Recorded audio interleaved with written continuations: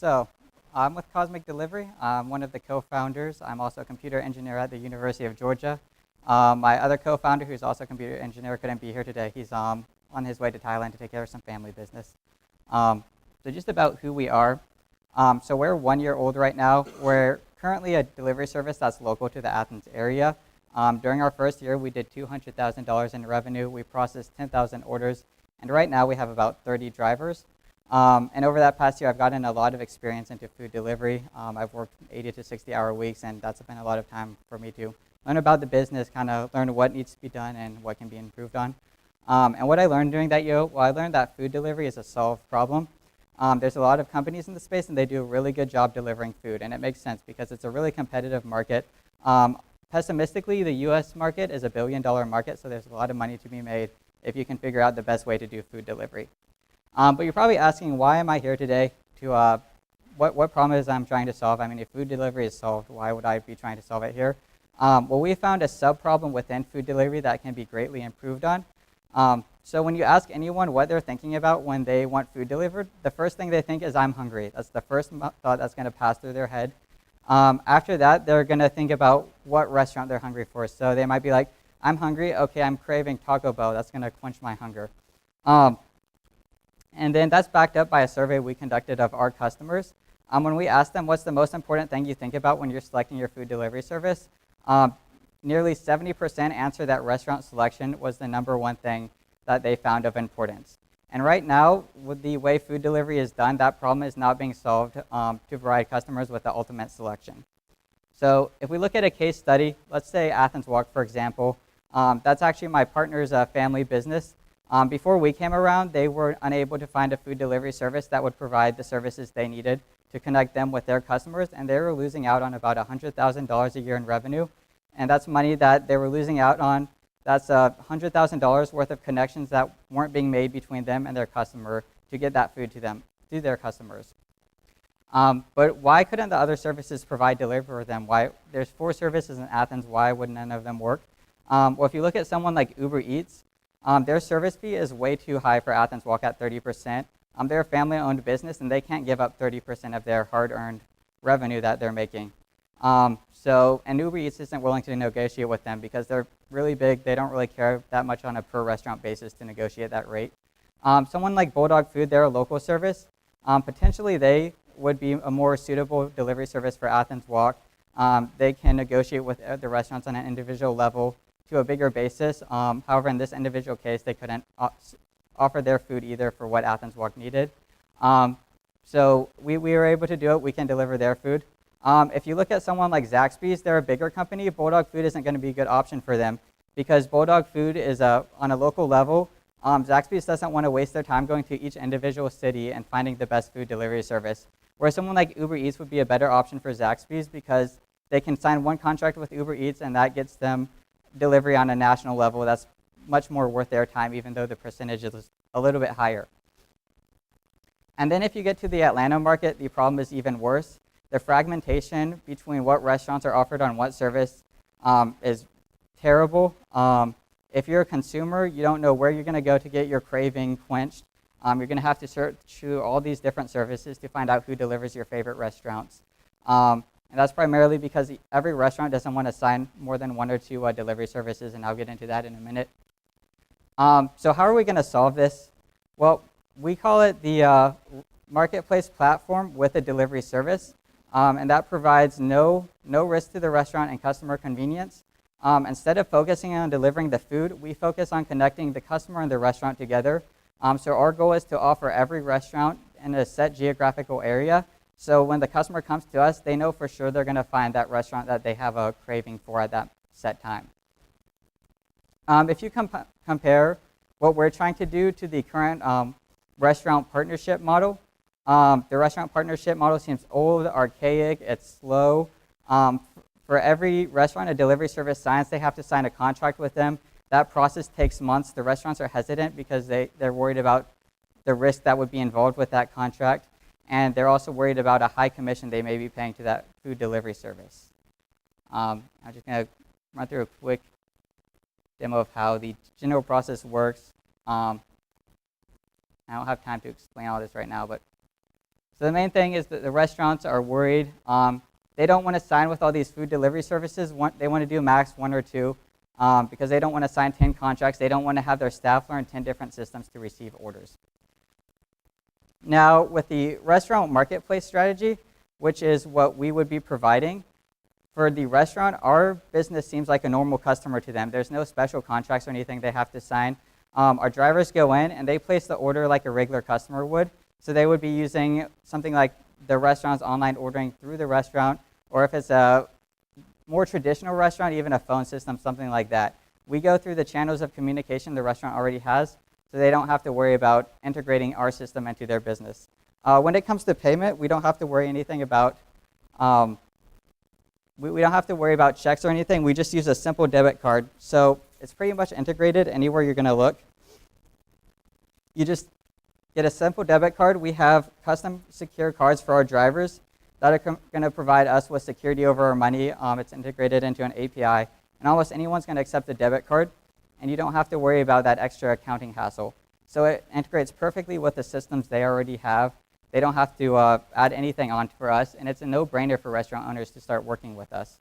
And based on all of the restaurant owners I've talked to Athens, except the ones who are higher class and they wouldn't do any delivery at all, no one's against this service, even if you don't have a formal contract with them already.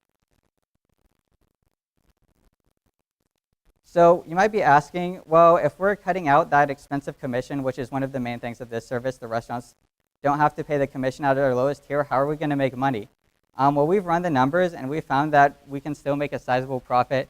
One thing we're going to do is we'll slightly increase the cost for the customer, as well as we'll provide a marketing commission for restaurants.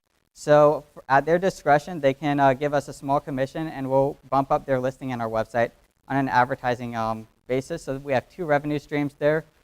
Per order, we're making about $5.99. After you take out our cost, we have about a $1.50 profit margin. That's 26% of the service. Another thing you're going to be asking, well, if we're jumping up the cost for the customer, are they still going to pay for this service?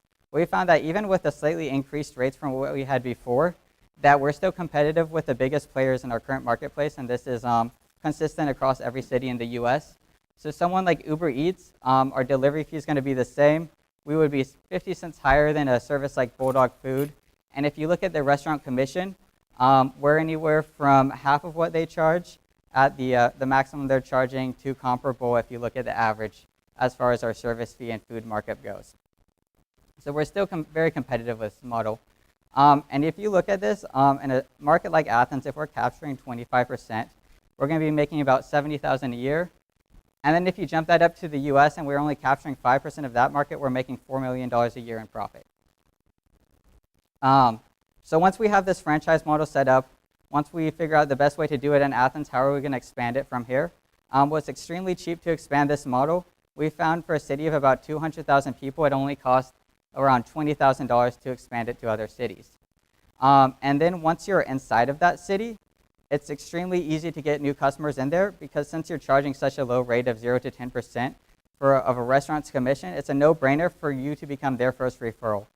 They want to send their customers to you because they're making the most money. It makes sense, and that's the primary way you're going to be expanding quickly to these new markets. You're not spending a lot on marketing or anything like that because the customers are coming to you through these restaurants. And then, so that's how we expand past Athens. Now, what do we need the 25,000 for?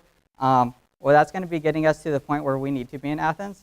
Right now, we have 20% of our technology developed, so that's the ordering systems, these custom debit cards we'll be using. And then after that, we need to completely finish that technology. We can easily do it for 25,000. Like I was saying before, we're both computer engineers, so we know how to get the cost down to a point where we can do it affordably. The timeline for this would probably be 1 or 2 months, and we really want to speed it up from what we have been doing, which is where most of that money would be going to. So I thank you for your time, and I hope you invest in Cosmic. Thank you.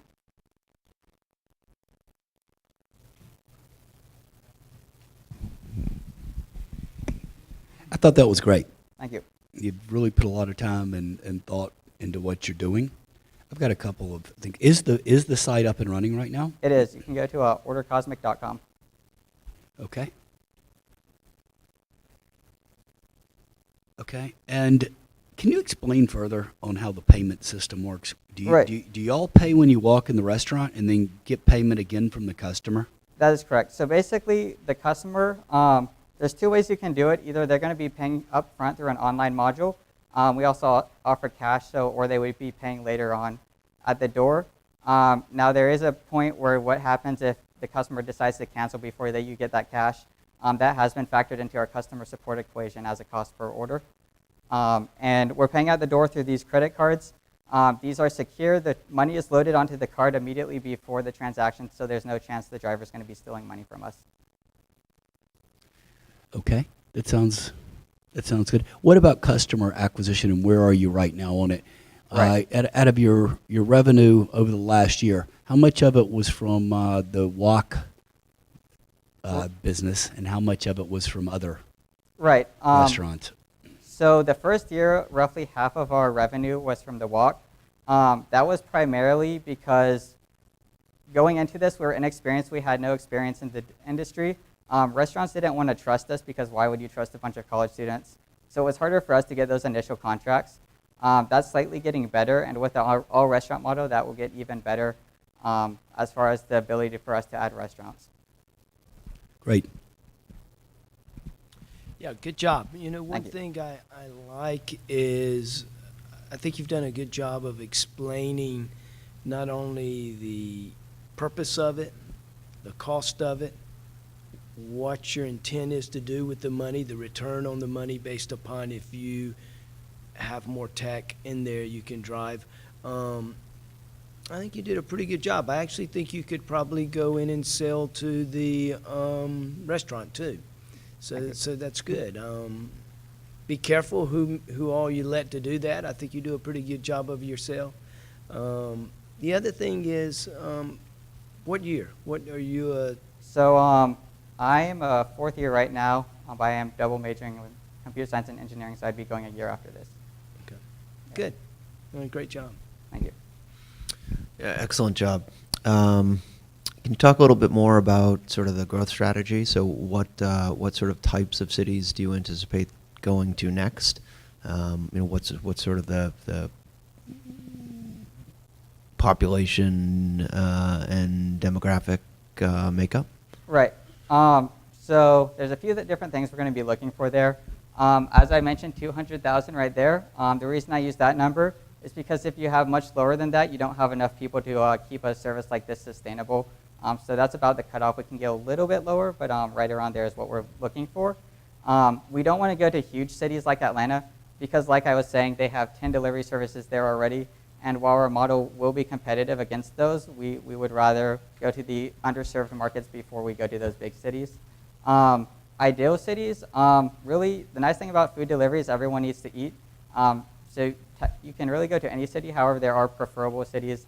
Usually college towns work a lot better for food delivery, so we try to target those before we start expanding to a more broad scope. I just have two quick things. I think you just spoke to one of them, but I was going to ask your thoughts on barriers to entry for others, Right. and then also, how do you think about minimum dollar size orders?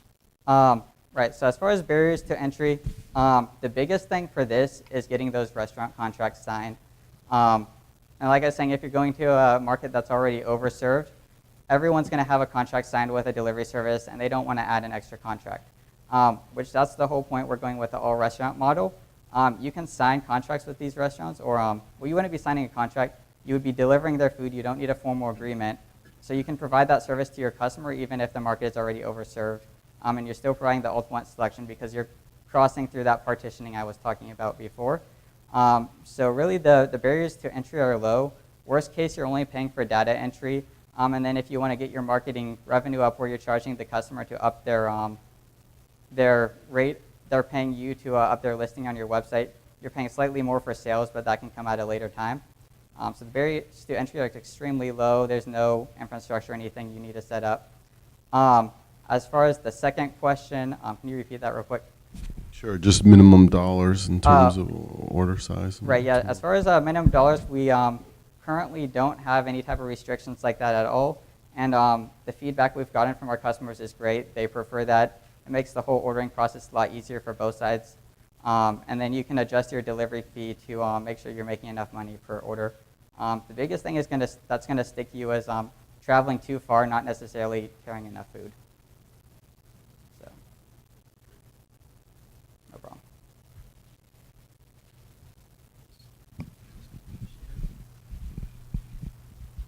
How are your drivers compensated? Right, so they're paid on a per hourly basis. So we actually have some of the best drivers in the area, or best pay for our drivers in the area. We pay $7.75 per hour, and then they get tips on top of that. So end of day, they're making about $10 to $15 an hour. And that also helps us expand because we're gonna have drivers even while we're getting that volume up. So at first you take a small hit in terms of money you're spending on drivers before your volume reaches the number of orders you need to be processing, and that's factored into that 20,000 right there. And then after that, you're making money. So, Thought of going to a fixed cost model with your drivers? right, we have considered that. For a new market, that's not a great strategy, just because you need drivers to be on standby while you're waiting to get that order volume up. Once you get past that point, we could potentially look more into doing a per order basis. However, we actually make more money with the 775 once our order volume hits that critical point. So we're currently sticking with it. And if you look at someone like Uber who says they do a per, I guess a per ride model, they actually have hourly guarantees at late times because the per ride model isn't effective at all times. So right now we prefer this model. Okay, thank you. And did you mention, I think in there you were talking about franchising this? Right. Can you expand a little bit on that? So there's two ways we can go from here. The cost of going into a new city is so low, it would be feasible for us to do it ourselves. The only problem we'd run into is how we're going to manage that and how knowledgeable the managers we're getting are in those cities. So we're currently exploring either franchising or doing it ourselves. The benefit of franchising is you have a local in that city who's very knowledgeable. He's dedicated to expanding that individual chain. However, you would be paying a little bit more in his commission. So. The cash flow. So Right. how much money did you make on last year's revenue? So last year it was mainly getting our service up and running. We put a lot of that money back into sales, marketing. So we roughly broke even. If you go back to our estimates for the future, we're making about $150 per order. So, and if we're capturing 25% of the Athens market, like I'm saying here, which is a $3 million market, we'd be making roughly $70,000. One thing you're going to notice is a lot of money you're passing through the company is for the food. So we don't necessarily include that in the service revenue model because that's a pass-through. $70,000 profit? Profit. On how much revenue? So that would be 25% of 3 million. So that would be a little under $1 million. Service revenue? Under $1 million overall revenue. And then your service revenue is a smaller part on that. I think when we ran these numbers, it was our first year we did about 50,000 in service revenue, and the profit margin would have been about 15,000. Okay. So.